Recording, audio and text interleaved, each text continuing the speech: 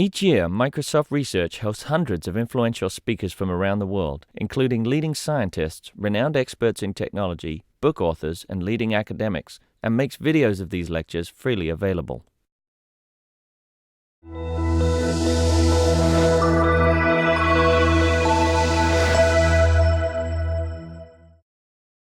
Okay, thank you everyone for coming.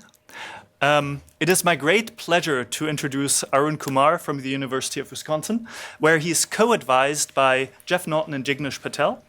Arun works on the intersection of data management and machine learning with the stress on data management.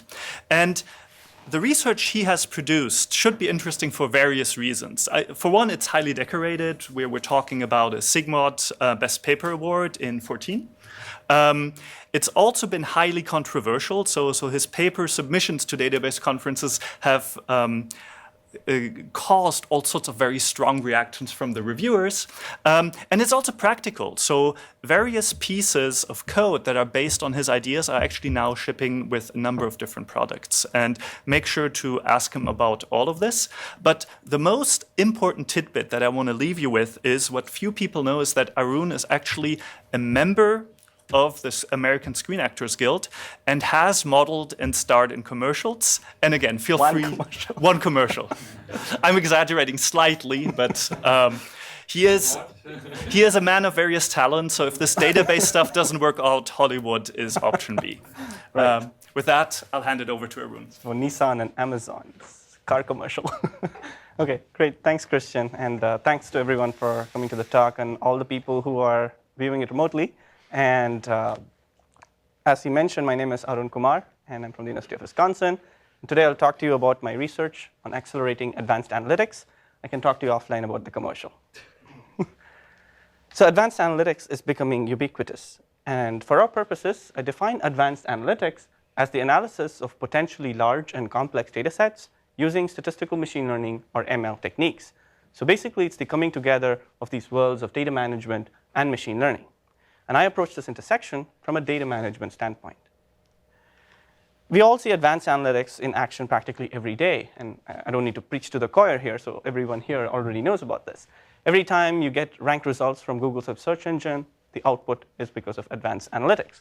Every time Netflix recommends a movie to you, that is advanced analytics in action. And the whole world saw IBM's Watson system defeat human champions in the Jeopardy question answering contest. Watson is powered by advanced analytics. The high-profile success, highly visible success of these applications of advanced analytics has led to an enormous demand in the enterprise domains. And again, most of you are probably already familiar with this: healthcare, retail, insurance, finance, even in the academic domains, the sciences and the humanities, for products that make it easier for these users to integrate advanced analytics into their applications. Market research firms estimate that the market size for advanced analytics products is set to grow to anywhere between $6 to $29 billion per year over the next few years. And no wonder then that practically all major data management and analysis companies want a slice of this pie. There are also a slew of startups in this space and open source toolkits to integrate advanced analytics into their applications.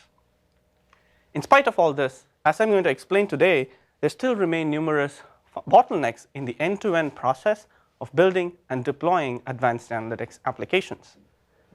And at the end of the day, my research is about abstractions, algorithms, and systems that mitigate these bottlenecks in the end-to-end process from a data management standpoint, thus accelerating advanced analytics.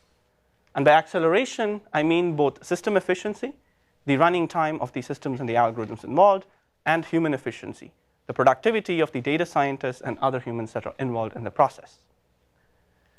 I'll start with a high-level overview of my research, which has largely been in the context of two groups of humans in the advanced analytics lifecycle: data scientists who are tasked with building and deploying machine learning models that analyze data.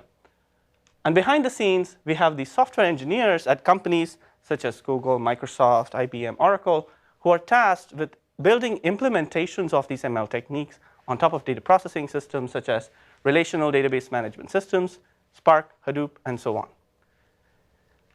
From conversations with data scientists, engineers, and others at various settings, we found that there are numerous bottlenecks in their work throughout the life cycle of advanced analytics. We wrote about some of these bottlenecks in an ACMQ magazine article that was invited to the communications of the ACM in 2013. And my work has largely focused on 3 classes of bottlenecks. The first one arises when data scientists have to build ML models, and that is the process of feature engineering, transforming the raw data into an ML-ready feature vector. There's a lot of work that goes into that space, and some of my work has explored different bottlenecks in the feature engineering space. The second class of bottlenecks arise when ML models that have been built have to be integrated into production software and production systems. And the third class of bottlenecks that I've looked at are from the perspective of software engineers who have to build ML toolkits that scale these algorithms to larger amounts of data. The sheer diversity of these ML techniques makes it a tedious and daunting process for them to build these toolkits, and there are some bottlenecks that I've addressed in that space. To be more precise in terms of the publications that focus on these bottlenecks, in the context of feature engineering, I've worked on 2 main bottlenecks. The first one is when features arrive from multiple tables, which requires joins of tables before ML can be applied. This has been in the context of projects Orion, which appeared in Sigmod 15, and Project Hamlet, which is set to appear in Sigmod later this year. The other bottleneck that I looked at was the process of exploratory subset selection, where data scientists are often involved in the loop in picking which features they want to use for their ML task. Often, they use environments such as R for this process, and we focused on elevating this process to a declarative level by introducing a domain-specific language for feature selection in the R environment and applying database-style and ML-style optimizations to improve the runtime performance of this process and increase the productivity of the data scientists. That is Project Columbus that appeared in Sigmod 2014. In the context of integrating ML models into production, I have looked at probabilistic graphical models for optical character recognition, or OCR data, that data scientists want to query in conjunction with structured data in RDBMSs. That is Project Staccato that appeared in VLDB 2012. And finally, in the context of helping software engineers build scalable ML implementations, we took a step towards devising a unified software abstraction and architecture for in-RDBMS implementations of ML techniques. That is Project Bismarck that appeared in Sigmod 2012. To speak of the impact of some of my research, as Christian already mentioned briefly, Project Bismarck, the code and or the ideas have been shipped by numerous companies, including Greenplum, which is now EMC, Oracle, and Cloudera. And we also contributed the code of the Bismarck project to the MATLAB open source analytics library. Staccato is being used by projects in digital humanities and sciences. Columbus won the Best Paper Award at Sigmod, as he mentioned. And Orion and Hamlet, I'm currently speaking to a product group within Microsoft, the online security. They keep changing their names. They were called the Universal Safety Platform. But Robert McCann is the person. And integrating some of these ideas into the Scope ML environment on top of Cosmos. And they're exploring integrating that within their ML pipelines. And also with Logic Blocks, which is a database company that wants to deploy some of these ideas on top of their production analytics platforms. For today's talk, I'm going to focus only on this first bottleneck of applying ML over joins of multi-table data. And I'll dive deeper into projects Orion and Hamlet. I picked this particular bottleneck primarily because of my I think it best illustrates my earlier point about the coming together of the worlds of data management and machine learning, how it gives rise to new problems and opportunities, and also the sheer number of open research questions that this work has led to. Yes, Ravi. All of this work in the context of one system. We keep saying, I hear at least 3 or 4 projects. Right. So is this in context of one system? Is there a reason why everything is a different project? Well, the Orion and Hamlet has been in the context of one system environment. The Bismarck stuff has been in the context of another system environment. But in terms of data platforms, a lot of this has been prototyped on top of, say, PostgreSQL or Hive and Hadoop. So from a system perspective, a lot of these ideas are on top of the same data platforms. But I consider them system because I look at like end-to-end stack, like from the interaction all the way to the execution perspective. OK? So here's the outline for the rest of the talk today. I'll dive into ML over joins, and then I'll talk about my future research ideas. A bit of a deeper outline for ML over joins. I'll motivate the problem and set up an example that I'll use as a running example for the rest of the talk, and dive into projects Orion and Hamlet. So let's start with a little bit of background. normalized data. All of us here probably know normalized data, but just to set up the example and introduce the terms, many structured data sets in the real world are multi-table. For example, consider a data scientist that's dealing with data at an insurance company like American Family. They have data about customers, which is a table that contains attributes about customers, their gender, age, income, employer, and so on. They also have data about employers, companies, universities, and other organizations, containing data about companies like state, where's the headquarters, what's the revenue, and so on. Notice that the employer ID of the employer is an attribute in the customer table that connects these two tables. In database parlance, it's also called the foreign key. And the employer ID is what is called a primary key, also called just the key in the employers table. If we want to get some information about the employer of a customer, we need to do this fundamental relational operation known as a join that basically stitches these two records together based on what the employer ID is. Data of this form and key foreign key joins are not specific to insurance. They are ubiquitous. They arise in practically all domains where there's structured data. They arise in recommendation systems where you have data about ratings being joined with users and movies. They arise in online security. They arise in hospitality industry. They arise even in bioinformatics. So now that you know everything about databases, let's introduce some example and set up the terms for machine learning. Here's the same customer's data set. A very common machine learning task that is used in the enterprise setting is customer churn prediction. Basically, data scientists want to use machine learning to model the customers to help prevent customers from moving to a competitor. And they start with these attributes about customers, which become the features for your machine learning algorithm, the age, the employer, and income, and so on. Now, they start with a training data set to train the ML algorithm, and they have to predict the churn attribute, which is based on past customers that have churned or not, and that is also known as the target or the class label. And the job of the data scientist is to build a machine learning model using this training data set, say a logistic regression model, or an SVM, or a neural network, and so on. Now, here's the twist that causes trouble in this paradise. The employer ID is a foreign key that refers to a separate table about employers. ML meets the world of normalized data. Given a setting of this kind, data scientists view these attributes about the employers as potentially more features for their ML algorithm. And the intuition could be that maybe if your customer is employed by a rich corporation based in Washington, they're less likely to churn. And so they basically want to get all these features, which basically forces them to do key foreign key joins of these two tables in order to gather all these features for their ML algorithm. Unfortunately, almost all major ML toolkits today expect single table inputs for their training process. This forces these data scientists to do what I call ML after joins. So what is this ML after joins, and what is the problem? Here's an illustrative example for the customers and employers table with some representative number of customers and employers, 100 million customers, 100,000 employers, 10 features, 40 features. The feature vectors of the employers are shown with different patterns over here.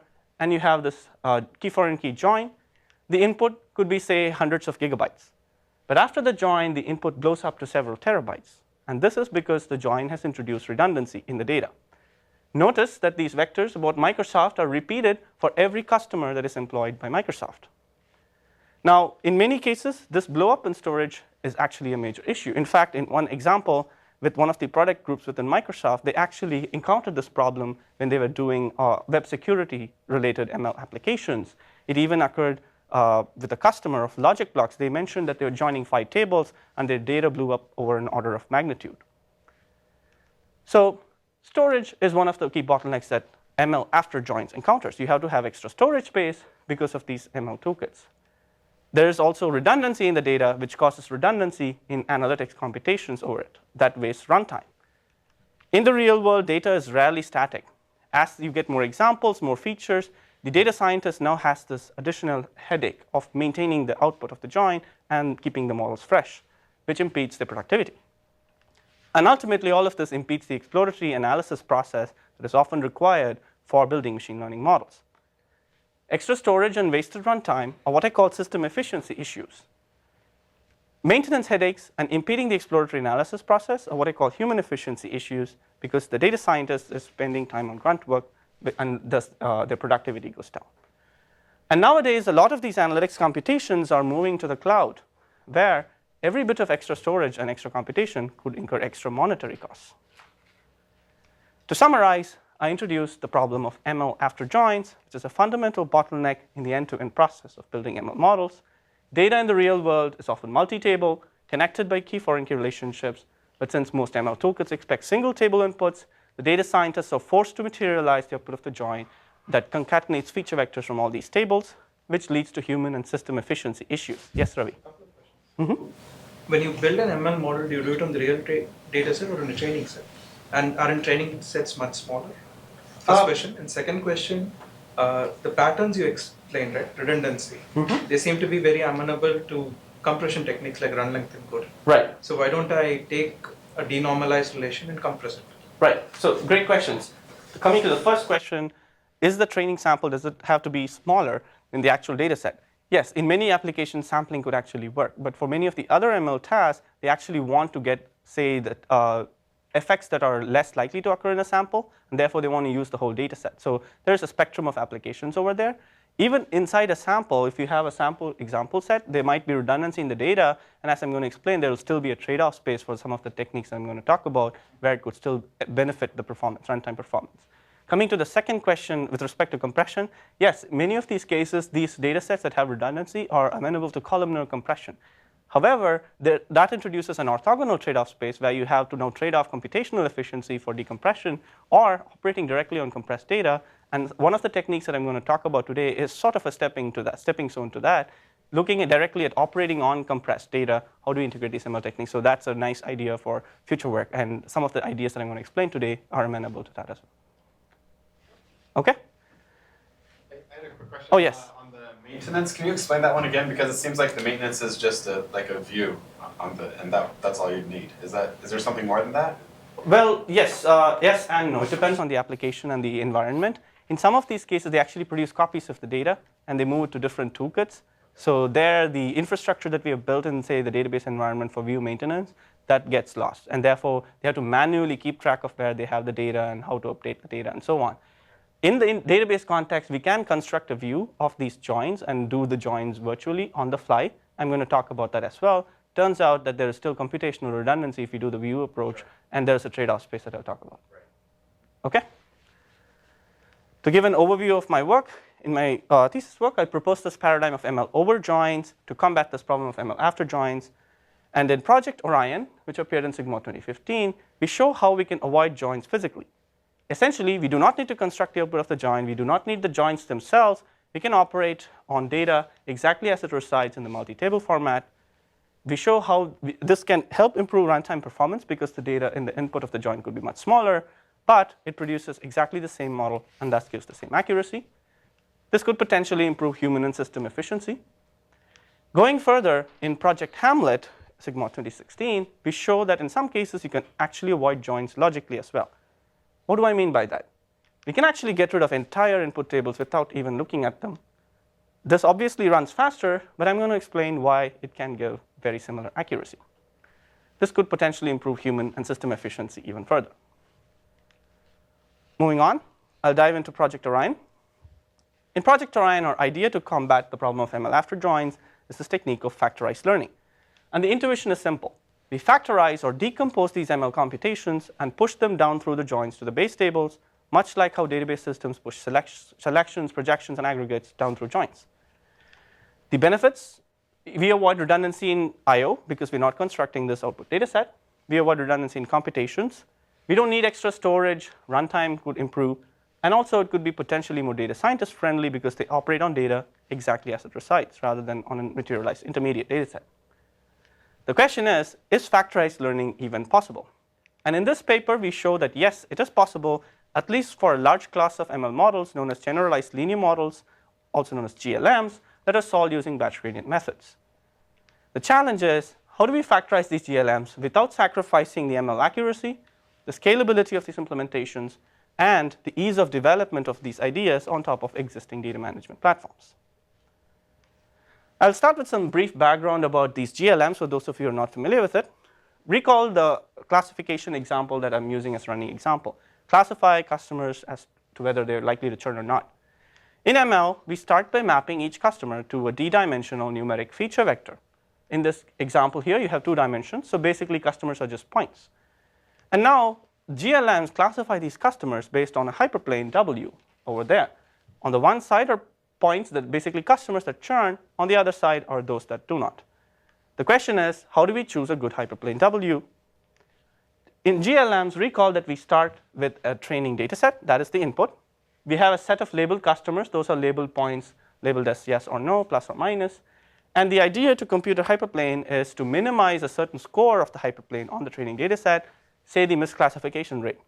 That is essentially a sum of n terms, where n is the number of labeled customers, and a function of the inner product W transpose Xi, and that's the distance of the point to the hyperplane, and the class label Yi, where Xi is the feature vector of the ith customer, and Yi is the class label of the ith customer. It turns out that the misclassification rate is hard to optimize, and thus GLMs instead use a smooth function of the inner products, W transpose Xi, and depending on what this function is, we get a different ML model. If it's the squared distance, it's the popular least squares linear regression model that's used for trend analysis. If it's the log loss, then it's the popular logistic regression classifier. If it's hinge loss, it's linear SVM, and so on. So basically, the takeaway here is that all of these ML models have the same common mathematical structure, which is this minimization problem with the sum of n terms and a function of the inner product W transpose Xi. Just to be on this. Oh, yes. So there are SVMs with other kernel functions. Right. Then that will not work, right? Your whole approach will not. Yeah, that's a good question. So it depends on the structure of the kernel. If the kernels operate on the inner products, then some of these techniques that I talk about can actually apply there as well. But in this particular work, we focused on GLMs, and therefore we only deal with linear SVMs, just for generality's sake here. OK, so how do we do this minimization? So in this technique called gradient descent that I'll give some background about, we need to get to the optimal hyperplane W that minimizes this function, which is also known as the loss function, or L of W. And it turns out that the loss function for GLMs is a ball-shaped curve, formerly known as a convex function. And the optimal is essentially the bottom of the ball. That is some separating hyperplane in your point space. In general, the loss function is not closed form, and thus people use iterative solution known as gradient descent, where the idea is simple. You start with some value W, compute the gradient at W, and the gradient is essentially the generalization of the slope to multiple dimensions, and you move in the opposite direction of the gradient, the descent. And alpha is the step size parameter that controls the size, how much you move in the opposite direction. To give an illustration, we start with some W0. That is some separating hyperplane over there.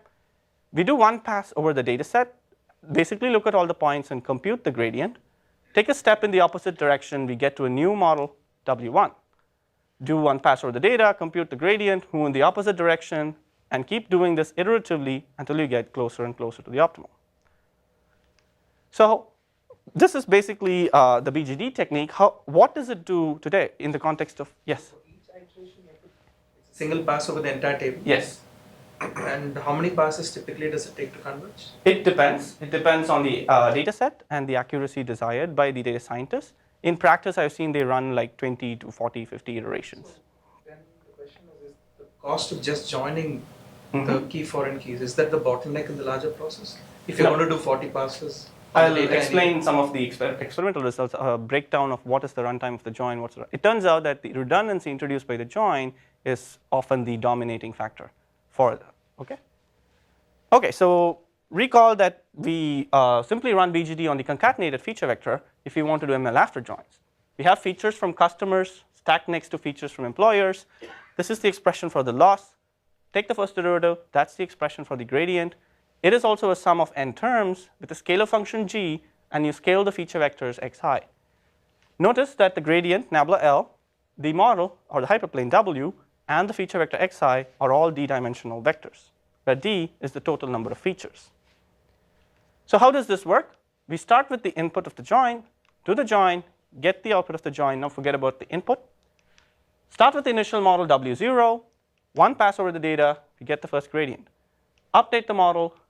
Next pass over the data, get the next gradient, update the model, and proceed iteratively. So basically, BGD after joins, you physically write the output of the join, and then you do one scan of the output table per iteration. What does factorized learning do? Recall that our goal was to push computations to the base tables, and our intuition is simple. You split up the computations on the two feature vectors from the two tables, xe and xe. This is the expression for the gradient. The inner product can be rewritten as a sum of inner products over the customer and employer features, and the insight is that a sum of sums is still a sum. Thus, we can do one pass over the employer's table to pre-compute the partial inner products over the employer features, use that when we do a pass over the customer's table to reconstruct the full inner products.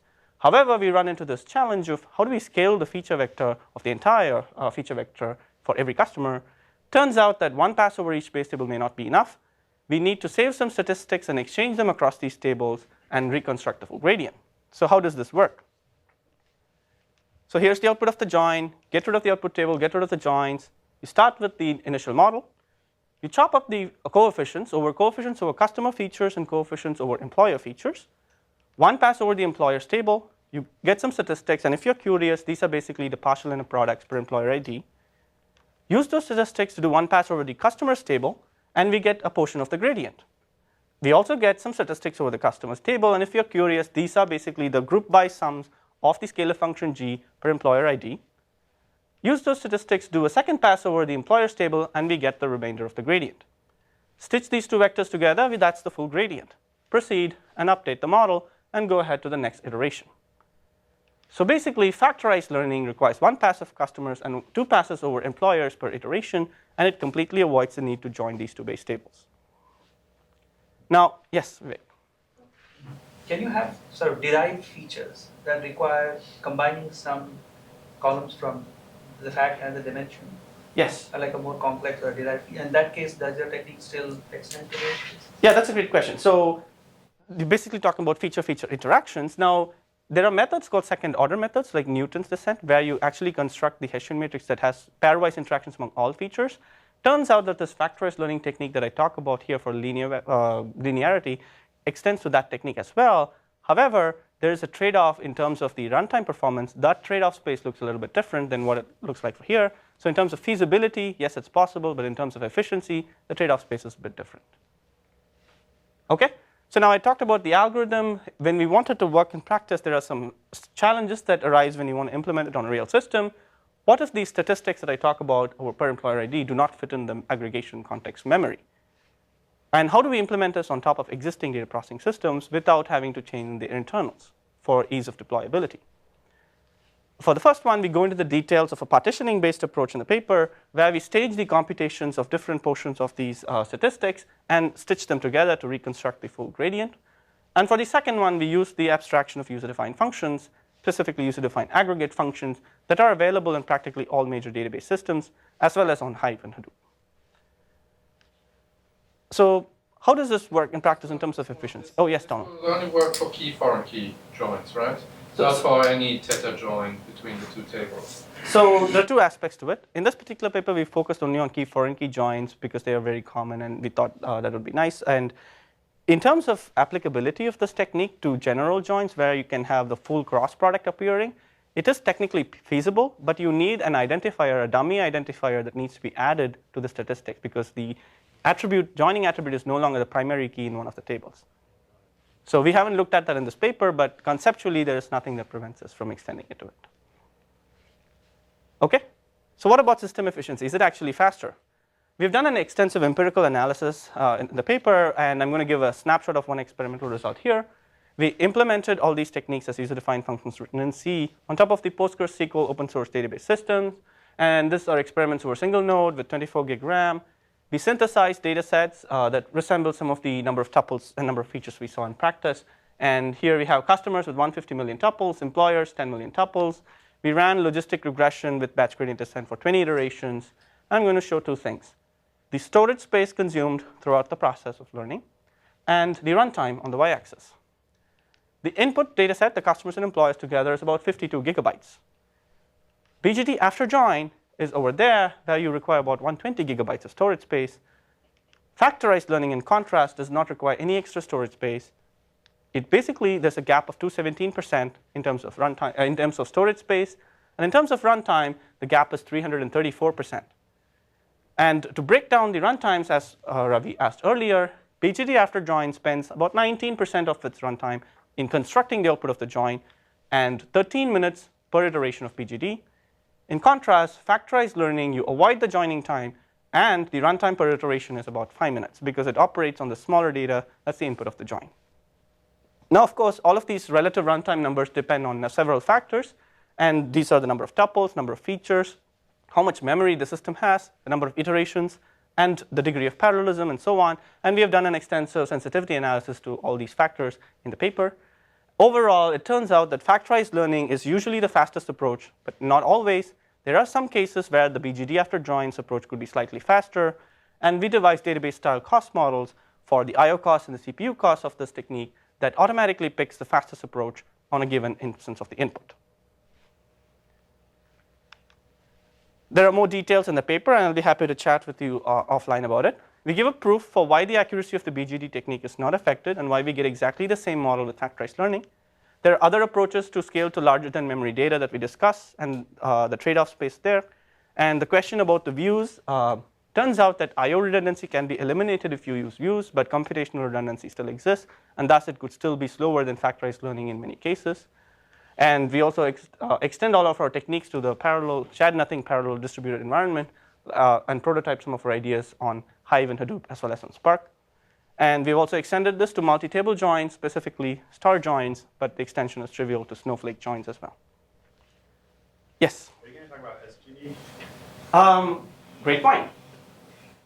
Okay. So subsequently, we've also extended our ideas to GLMs solved using SGD, stochastic gradient descent, as well as coordinate descent methods. And we've also extended it to probabilistic classifiers like naive Bayes and decision trees, and also to clustering techniques such as k-means. And a lot of this is work done with master's and undergrad students. Basically, I could offload some of these technical work to them and focus on newer ideas, because I didn't want to focus on extensions of this directly myself. And I focused on the newer idea, Project Hamlet, that I'll talk about next. I'm also working on extending the idea of factorized learning to linear algebra so that we can generalize it to any ML computation that's expressible in linear algebra. And the input of the join will be automatically, basically given a linear algebra script that operates on a matrix. That's the output of the join. We'll produce a system that will automatically rewrite it to a script that operates on the input of the join. Yes? Just quickly, for these extensions, are you seeing similar runtime improvements? It depends. It depends on the techniques. It depends on the data parameters. It turns out that for stochastic gradient descent, there is no computational redundancy in the in-memory setting because the model changes after every example. And for coordinate descent, it could be that certain overheads imposed by the columnar access patterns. And we looked at it in the context of column stores. And the trade-off space look a little bit different for each of these techniques. Some of the probabilistic classification and clustering, it's very similar to BGD. Yes? Yeah, I guess that's why I was asking about SGD, because it seemed like you don't get the computational gain, and then if you're doing it on a view, you wouldn't have I/O gain either. So I was curious, did you find a gain at all? Yes. So it turns out that for SGD, since you don't have computational redundancy, the only thing that matters is the data redundancy, the I/O redundancy. And so in order to avoid constructing the output of the join, we say you can do a hash table, and then you can do a view, basically an indexed hash join. And the challenge there is, what if the hash table doesn't fit in the memory? Then you need to partition the data, but that scrambles the ordering that you need for SGD, which is very sensitive to the order in which you access the data.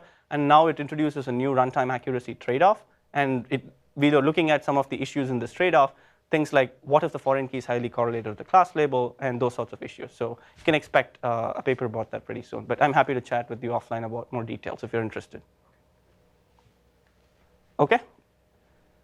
In short, a sum of sums is the same sum factorizing a White's repeating sum. So learn after joins no more, to learn over joins therefore. That is Project Orion in one stanza. Moving on, I'll dive into Project Hamlet. Recall the same running example, customers referring to employers. Here's an observation. Given the employer ID, all the features of the employers are fixed. So do we really need the state and revenue features if we already know the employer ID that's already present in the customers table? There is this notion of feature redundancy in the information theory literature, and we can show formally that given the employer ID, all the employer features are redundant. This motivates us to basically consider the idea of omitting all those features. That is, avoiding the join logically, in short, avoiding the join. We use the foreign key employer ID as a representative of all the employer features. Thus, we get rid of that table. However, there's also this notion of feature relevancy.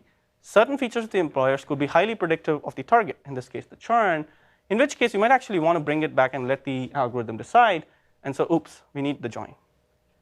You might be wondering, what's the big deal? Why do we need to think of avoiding the join? Why not just use a feature selection technique? These have been studied for decades that manage this redundancy-relevancy trade-off, and we can just apply that in this context. Well, in one word, the answer is runtime, but here's a brief background about what is feature selection to those of you who are not familiar with it.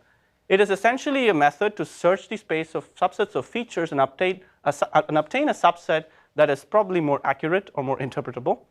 And there are various algorithms for feature selection, wrappers, filters, embedded methods. One of the most popular ones is forward selection, where you start with a single feature in your set, and you compute the prediction or the generalization error, the test error, and then you keep adding one feature at a time, depending on whether the test error goes down or not. Backward selection is the reverse. You start with your entire set of features, and you keep dropping one at a time based on whether your test error goes down or not. And then there are filter techniques that rank features. There are also embedded methods like regularization with L1 or L2 norms. Coming back to the question about why bother avoiding the join. Well, if you avoid the join, you reduce the number of features that you give as input to these algorithms, which reduces their search space, potentially improving their runtime. Basically, we are short-circuiting the feature selection process using database schema information, the key foreign key relationship. Million-dollar question, what happens to accuracy? To understand the effects of avoiding the join and accuracy, we need to understand the bias variance trade-off. I'm going to give a little bit of background here. Learning theory tells us that the test error of a classifier can be decomposed into three components: the bias, the variance, and the noise. The bias, also known as the approximation error, is, again, these are informal explanation, is sort of a quantification of the complexity of the classifier's hypothesis space. Models that are more complex tend to have lower bias. The variance is a characterization of the instability of a classifier to a particular training data set. Models that are more complex tend to have higher variance, fixing the training data set, and fixing the model, if you give fewer and fewer training examples, the variance tends to go up. The noise is a component that no model can mitigate because of unobservable data. And traditionally, the bias variance trade-off is illustrated as follows in ML. As the model complexity keeps going up for a fixed training data set, the training error keeps going down. But the test error goes up beyond a point. On the left is a situation of high bias and low variance due to low model complexity. On the right is a situation of low bias, high variance because of high model complexity. Situations with high variance are also colloquially called overfitting. And so the key question for our work now becomes, what is the effect of avoiding the join, that is omitting the feature vector about the employers, on the bias and the variance? We did an applied learning theoretic analysis of the effects of avoiding joins and bias and variance, and I'm going to give a brief summary here. The effect on bias. So here's the full feature vector. We renamed the imp ID as fk to be generic, and without loss of generality, assume for now that the customer feature set is empty, and so we have this reduced feature vector. The classifier that we learn is essentially a prediction function. It's a function of the feature vector. And Hx is the hypothesis space of all possible classifiers that you can build based on the feature vector x. We show that this hypothesis space does not change if you omit the employer features in this case. Basically, Hx equal to Hfk. In a sense, this learning theoretic result is equivalent to the earlier information theoretic result that I mentioned about the employer features being redundant. And what it basically leads to is that if you avoid the join, and if you actually avoid the foreign key and use the employer features instead, turns out that the hypothesis space can actually shrink. So basically what this leads to is, if you avoid the joins, the bias is unlikely to grow up. If it's not likely to go up, then we don't need to worry about the bias. So, however, it actually turns out that for some popular classifiers like logistic regression and naive Bayes, the bias can actually go down. So what happens to variance? So if the hypothesis space is unlikely to change, does that mean the variance is unlikely to change? The short answer is no. And the key insight here is that feature selection may omit certain features in your vector. To understand this, here's an example. Here's your full feature vector. And again, without loss of generality, assume the customer feature set is empty. We have this reduced feature vector. And suppose I give the following true concept that generates the data that is sort of the worst case scenario for avoiding the join. Suppose the true concept is as follows. If the state of the employer is Wisconsin, then the customer is unlikely to churn, otherwise they're likely to churn. If I generate thousands of examples based on this true concept and give that as input to a feature selection method, what is the likely output feature subset? It's highly likely to be state. And the key insight here is that in general, the domain of the foreign key could be far larger than the domain of the features it refers to. There are only 50 states. There could be millions of employers. To understand this, here's an illustration. This is the true concept. And the hypothesis space of classifiers built using the state features, say, encompasses the true concept. But if you use the foreign key, the hypothesis space is far larger. And notice that we already showed that HFK equal to HX. Thus, if you use the foreign key, you could end up with higher variance compared to the state. However, avoiding the join has forced us to use the foreign key as a representative of the state feature, which leads to the result that avoiding joins could increase the variance. In short, we asked the question, what happens to the bias and variance if you avoid the join? And our learning theoretic analysis suggests that avoiding the joins does not increase the bias, but it could increase the variance. This is a new runtime performance accuracy trade-off in the ML setting using database schema information. And we asked, how can we help data scientists exploit our theory of this trade-off in practice? And our idea is to devise practical heuristics that help the data scientists bound the potential increase in variance. And they can now apply a threshold and then say, if it is above a certain threshold, it's too unsafe, I'm not going to avoid the join. I call this process avoiding the join safely. The challenge is, how do we even obtain a bound to avoid join safely? There is no precedent for this. Well, it turns out there are certain bounds in learning theory that we can use. And these bounds are bounds on the absolute variance based on the Vapnik-Chervonenkis, or the VC dimension of a classifier. And essentially, you can think of it as a quantification of the complexity of a classifier's hypothesis space. Models that have higher VC dimension tend to have higher variance fixing the training data set. And there are several bounds in learning theory using the VC dimension on the variance. We apply a standard bound from Shai and Shai's popular learning theory textbook combined with Sauer's lemma about the growth function. The expected test error and the expected train error, the difference is bounded by this function of the VC dimension V, the number of training examples n, and the failure probability delta. And this is for training data sets of size n, which are examples are IID distributed, independent and identically distributed. So now, here's the catch. These bounds are bounds on absolute variance. What we need is a bound on the increase in variance. And this leads us to this heuristic, the ROR rule, where our intuition is that the increase in bound caused by the increase in VC dimension is an indicator of the risk of avoiding the join. And we define this quantity risk of representation, ROR, which compares the hypothetical best feature selection output that you can get after avoiding the join versus what you can get with avoiding the join. And that is this quantity over here. There are three new terms. VS is the VC dimension of the best classifier that you can get after avoiding the join. VNO is the other one. And delta bias encodes the difference in the bias. But now here's the problem. VS, VNO, and delta bias are impossible to know a priori in general because they require prior knowledge of the true concept. If you already know the true concept, you probably don't even need machine learning. So how do we overcome this conundrum? Our idea is to upper bound this quantity ROR to eliminate these terms that require prior knowledge of the true concept. And by upper bounding it, we make it more conservative in the sense that it's unlikely to avoid joins, where if you avoid them, the error shoots up. But it is likely to miss certain opportunities to avoid joins. So we upper bound the ROR. The details are available in the paper. Essentially, for VC dimensions that are linear in the number of features, and this includes popular classifiers like naive Bayesian logistic regression, the ROR can be upper bounded as follows. We have these two new terms over here. DFK is the domain size of the foreign key, the number of employers. And QE star is the minimum domain size of the features in the employers table. And the ROR rule now essentially says that if the RHS over here is less than some threshold epsilon, it is safe to avoid the join. Now we looked at this and then we thought I just wanted to make sure I understand. That's the single feature with minimum size, exactly. Right? Okay. It's the domain size of the smallest domain feature. The smallest domain feature. Okay. So we looked at this and we thought it still looks so complex. Can we simplify it further to help data scientists? And that's where we came up with the tuple ratio rule, or the TR rule, where the idea is to eliminate the need to even look at the employer features. Basically, we want to get rid of that second term over there. Define the tuple ratio as the ratio of the number of examples n to the domain size of the foreign key DFK. That's that quantity over there. Intuitively, it's just the number of training examples, the number of tuples in the customer's table, to the number of employers. That's the domain size of the foreign key. That is why I call it the tuple ratio. Now, if the domain size of the foreign key feature is much larger than the minimum domain size of the feature in the employers table, which is almost always the case in practice, then for reasonably large tuple ratios, it turns out that this bound becomes linear in 1 over square root of tuple ratio. Flip it over, take the square, upper bound becomes the lower bound, and we end up with the tuple ratio rule, which essentially says if the tuple ratio is greater than some threshold tau, it is safe to avoid the join. Notice that this is even more conservative than the ROR rule.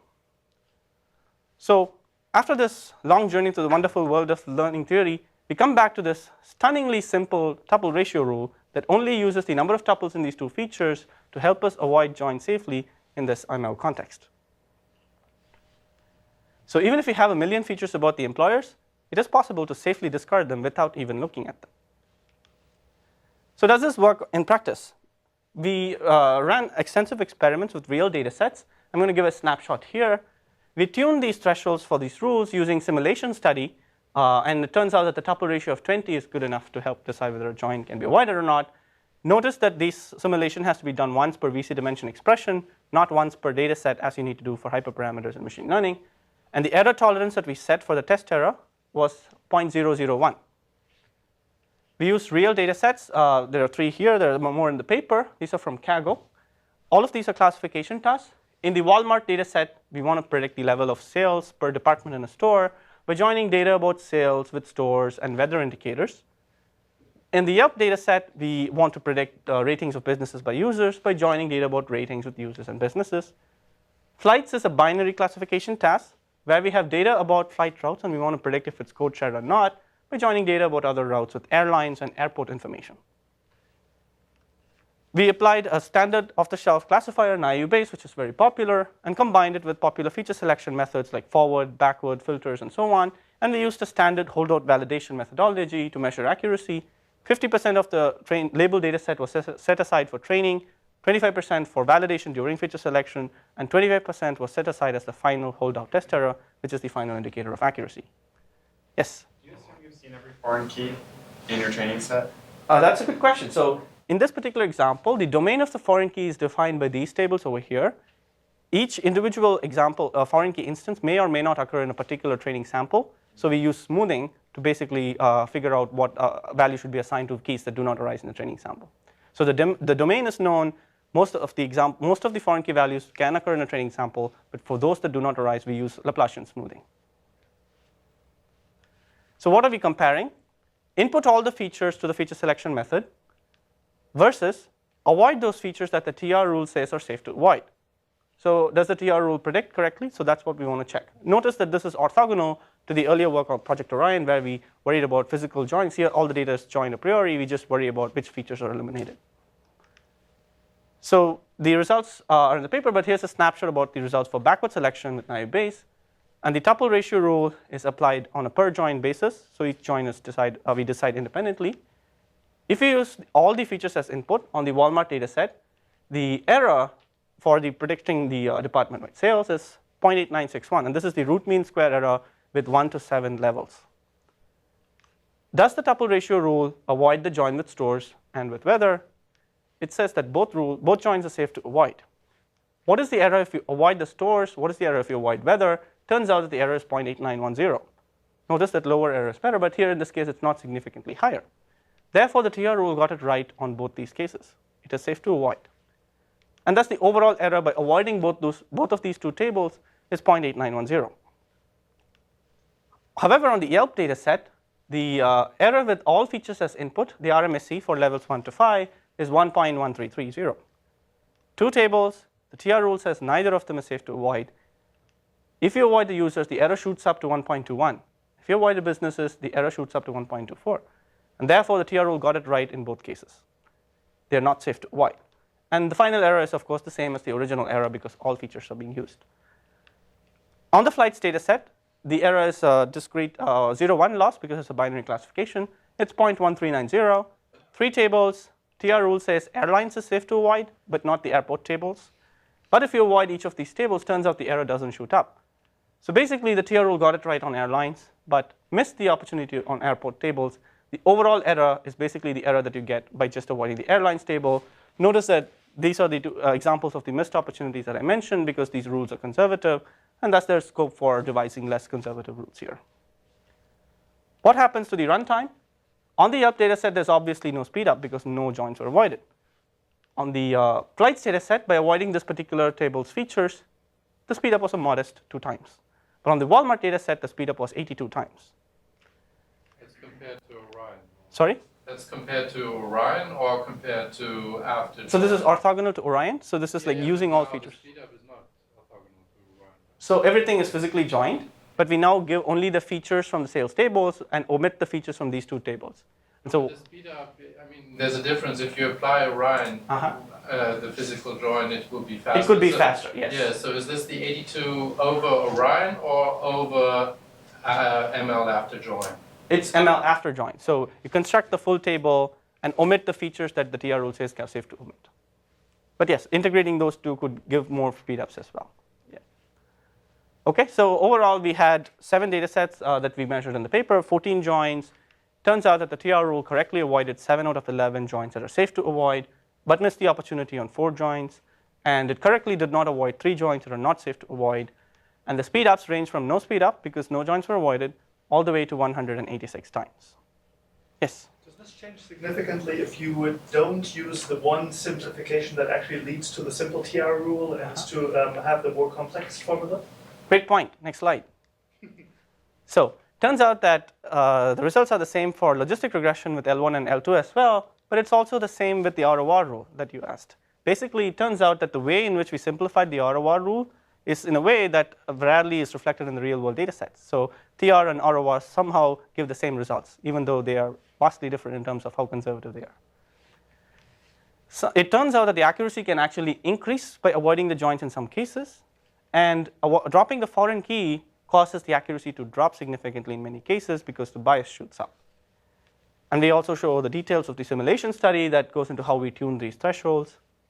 And finally, we also handle cases where there are skews in the foreign key distribution. Foreign key skews are a classical problem in the database world for parallel hash joins and so on. And we present the first results of the implications of foreign key skews for ML accuracy. In short, to join or not to join, that is the question. Tuple ratio we did coin, use at your discretion. That is Project Hamlet in short. To summarize, I presented to you the problem of ML after joins, where data scientists are often forced to construct the output of the join because data in the real world is often multi-table, connected by key foreign key relationships, but most ML toolkits expect single table inputs. Materializing the output of the join leads to human and system efficiency issues. In Project Orion, I showed how we can avoid joins physically. No need to get the output of the join, no need for the joins. ML can operate directly on data exactly as it resides, makes it run faster in many cases, and yields exactly the same accuracy, improves human and system efficiency. In Project Hamlet, we went one step further to show how we can also avoid joins logically in some cases, basically get rid of entire input tables without even looking at them, which makes these techniques run faster, but I explained why they would yield similar accuracy, potentially improving human and system efficiency even further. Moving on, I'm going to comment briefly about my future research ideas. To bring some perspective into my current work and future work and how they're related, talked about learning over joins with Project Orion. And in the context of feature selection over joins with Project Hamlet, several models are being learned over joins. It turns out that that's part of this larger exploratory feature selection process where data scientists compare multiple subsets. We talked about that in Project Columbus. That is part of this larger process of feature engineering that I mentioned earlier, where the data scientist converts the raw data into the feature vector that we need for ML. And that is part of an even larger process, and I promise to stop with that. It's the exploratory model selection process, where basically the task is to obtain a precise prediction function based on the data set, the raw data set. For my short-term future work for the next couple of years, basically, I want to focus on new extensions and generalizations, both on the system side and on the applied learning theory side for Hamlet, Orion, and Columbus. And for the longer-term future work, I want to focus on helping improve these processes of feature engineering and model selection more generally. I'll speak briefly about my thoughts on this model selection process. From conversations with data scientists at various settings, we observed that model selection is often an iterative exploratory process. Data scientists explore a combination of 3 things, which I call the model selection triple. What are the features? That involves feature engineering. What is the algorithm? Is it naive-based, logistic regression, and so on? And the hyperparameters for that algorithm. The data scientist starts this process by steering and deciding which combination they want to try out first. And then they evaluate the accuracy of this combination. They execute it on a system, on their data. They get the results, consume these results manually, often basically figuring out maybe I need to change the features or maybe I need to change the parameters. and they proceed with the execution and then consume the results and do this iteratively. The bottleneck that I observed is that most systems today force these data scientists to be on one of two extremes. Either they force them to do only one combination per iteration, that is one MST per iteration, or they tend to cut the data scientist out of the loop and automate the whole process. Doing one MST per iteration turns out to be too tedious and painful for these data scientists. Automation works in several applications, but in many other applications, the data scientists do not want to be cut out of the loop. They want their expertise to be used, and they do not want that to be ignored. And so the question I ask, is there a more flexible, data scientist-friendly middle way possible between these two extremes? And we wrote up our thoughts on some of this idea, which appeared in a vision paper at ACM Sigmod Record just a few weeks ago. And this is work in collaboration with Robert McCann, who is part of the security team that I mentioned within Microsoft. And our idea is as follows. Enable these data scientists to weave several logically related MSTs together using, say, a declarative interface, a higher level interface that does not need them to enumerate these MSTs. They could weave several logically related subsets together or parameters together. And under the covers, we have a system that generates code and evaluates multiple models.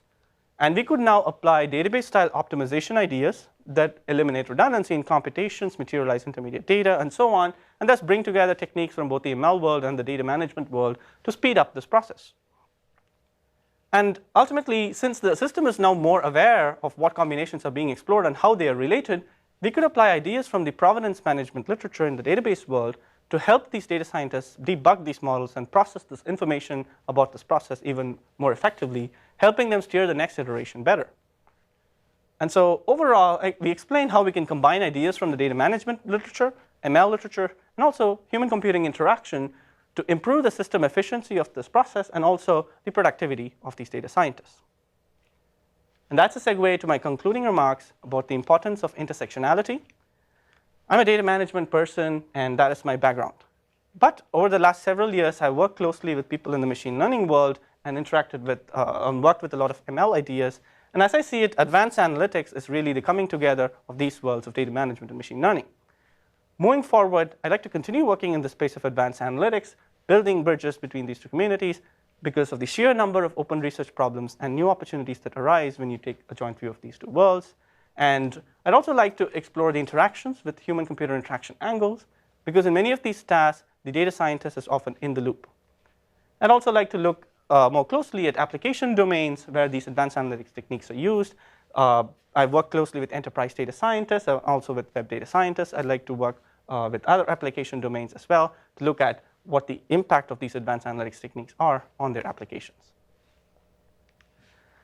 That brings me to the end of my talk. I'd like to thank my advisors, Jeff Norton, Jignesh Patel, and my other mentors, Chris Ray and David DeWitt at the Gray Lab, as well as my co-authors and collaborators. All these systems and all the techniques that I talked about, the code for all my projects, are available as open source toolkits on my webpage. Even the datasets are available. Feel free to shoot me an email if you'd like to talk to me about it offline. And I'll stop now, and I'll be happy to take more questions, both here and from the remote audience. Thank you. Yes, Donald. Yeah, so the model selection reminded me a little bit of ML based. You didn't mention that. So one question I have is, I mean, so first of all, the optimizations you talk about, are those similar to the ones that ML based talks about, the multi-query optimization running? That's one question. And the other question is, once you're at that level, might that kind of is that where the huge cost is, and then maybe some of the things that you were talking about in Orion and Hamlet become less relevant, or kind of are they just as relevant in the bigger context than they are in the smaller context? Right. So to answer the second question first, Orion and Hamlet and even Columbus, the way I think about them, are building blocks for this larger vision. And so all of these techniques will contribute to these optimization framework that I talk about. And when you take joint view of these model selection triples, new opportunities arise. Like, can we reuse results for across models? Can we materialize? What sort of intermediate data sets do we need to materialize? And also, interactions between provenance and optimization become important. Can we basically use models across iterations? Can we avoid computations if they want to do what-if debugging? Those sorts of questions. So the way I look at it is all of these are building blocks in the context of the model selection optimization. Now, coming to your first question about ML-based, we actually talk about the relationship with ML-based in the paper as well. the way I view it is ML-based is one way to specify an interface. They do not go into the feature engineering details like the joins, for example. They talk about automating algorithm selection and hyperparameter tuning, which is nice. And so it's closer to one end of the spectrum where you want full automation. Whereas here we talk about this entire spectrum, full automation all the way to individual iterations and bridging the gap between these two extremes and coming up with frameworks, maybe not one framework, but multiple frameworks. ML-based could be one, Columbus is another. There are automated hyperparameter tuning libraries that can be viewed as basically new interfaces for this model selection management process.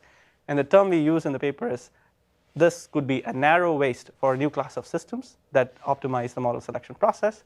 And thinking about it in this way enables new interfaces, like combining multiple feature subsets with parameter combinations, which ML-based doesn't do, for instance.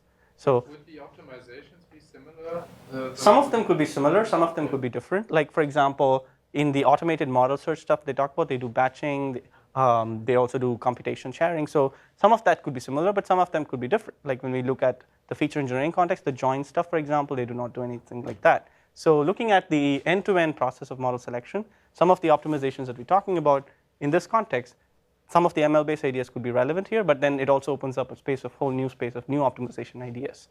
And there's also, like, we go into the details in the paper, we categorize it into several categories of optimization ideas. We could also look at introducing new interfaces for accuracy runtime trade-offs, like the Hamlet stuff, or some of the other BOM starting and model caching and reusing and those sorts of optimizations. Okay? Any questions? Any other questions? Anyone questions from the remote audience? Nothing remote. The one thing that surprised me, though, is sort of to see provenance management there, because ultimately what we're doing, and this may be just a lack of intuition on my part, right? Ultimately what we're doing is we're selecting models, right, sort of, or combinations of models, features, and hyperparameters. Now, right. Can you give some intuition how provenance management plays into that? Yes, certainly. So in the context of the database world for SQL query processing, people looked at where provenance, how provenance, why provenance, all sorts of these models to debug why certain things are in the output or why certain things are not in the output. In the ML context, the debugging we're talking about is why certain features matter or why certain subsets of examples matter. So these sorts of debugging questions as to where they need to invest their effort for the next iteration. Do they need to get more examples or do they need to get more features of certain kinds? Providing system support for these sorts of questions could be helpful. Currently, often what they do is just through pure intuition or through manual notes, they track the changes and they try to figure it out. So there's a low-hanging fruit there, which is basically defining provenance for machine learning and then providing these querying support for the process information. The second, next stage is things like what-if debugging, things like basically recommendations for features, like can you use some past information to make recommendations based on the way it behaved in the past, those sorts of questions. But to understand this right, what you're saying is you want to have the same sort of provenance management that we have in databases in the context of machine learning. What you're not saying is that the database provenance management techniques give you a leg up on the ML test. Yeah, it's the former. It's like applying the philosophy of the provenance management work that you've seen in the database community, bring that to machine learning. The same techniques, some of them might work, some of the techniques can be reused, some of the techniques need to be devised from scratch. So looking at this connection, looking at this context, I think is a very interesting area. Okay, perfect. That's where my hang-up was. Oh, okay, great. Yes, Vivek. So going back to the ML and joins issues. So in many cases, if you want to build a model, you may not build it on the entire fact data. I mean, you may want to subset it, say, for customers in the Northwest, in the right. Yes. Right? So for that purpose, I may need to do a join anyhow. Right? I have to, because the conditions are on the dimension tables. Right? So here in the example, customers referring to employers, you are saying employers based in Washington, something like that. Right. Okay. Right? So in that case, do you still have, so I have to join with at least some of the dimensions, maybe not all of them, but so do you still see a benefit in performance in those cases? Right. So is it for Orion or Hamlet? Both. Either. Right? Okay. So there are two aspects to this. One is even if we have a completely denormalized table where everything has been physically written out as a single table, what we found, and this is in the context of the Santoku system that I demonstrated at VLDB last year, it might be worth normalizing that table back to the multi-table form under the covers without the data scientists having to know, and then apply the factorized learning technique, because the per iteration runtime could actually be significantly lower if you do factorized learning, and therefore this re-normalization can actually turn out to be beneficial. So that's what we found in the context of Santoku, and that's true both in memory, out of memory, whatever. But it depends on the model, it depends on the data dimensions and all of those things, and so the same cost model and the trade-offs matter. What is the other question? For the Hamlet stuff, even if the data is denormalized, the runtime comes from the feature selection computations that you're reducing. So it doesn't matter whether the data is physically joined or not, Hamlet will still be able to give you speed up because you're avoiding the computations. But if you have data access times that matter, then the physical join optimization might also help. Okay? Any last questions? Nothing online, right? I don't see any. No questions yet. Yeah, that typically doesn't happen. Okay, let's thank the speaker one more time. Great. Thank you for coming, everyone. Thanks, Christian.